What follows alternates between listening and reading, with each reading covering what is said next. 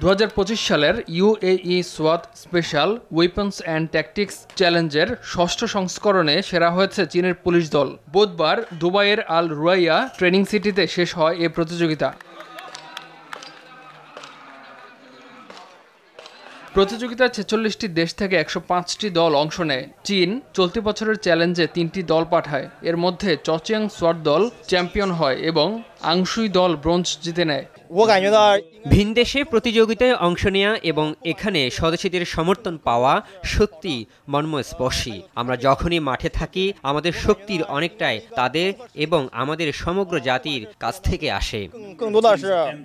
Champion এবং bronze জিতে নেওয়ার জন্য দলগুলোকে 5টি কঠিন ইভেন্টে অংশ নিতে হয়। এর মধ্যে রয়েছে দ্রুত আক্রমণ কৌশল, অগ্নিশক্তি আক্রমণ, অফিসার উদ্ধার মিশন, টাওয়ার অপারেশন এবং চরম প্রতিবন্ধকতা কোর্স। আন্তর্জাতিক মঞ্চে চীন সাওয়াত দলগুলোর দক্ষতা প্রদর্শনে এই সুযোগকে আমরা মনে প্রাণে ধারণ করি এবং আমি বিশ্বাস করি আমরা সফল হয়েছি। প্রতিটি ইভেন্টেই অংশগ্রহণকারীদের শারীরিক ফিটনেস, মানসিক সক্ষমতা, কৌশলগত দক্ষতা এবং দলগত কাজের পরীক্ষা দিতে হয়। ইমতিয়াজ আহমেদ, RTV।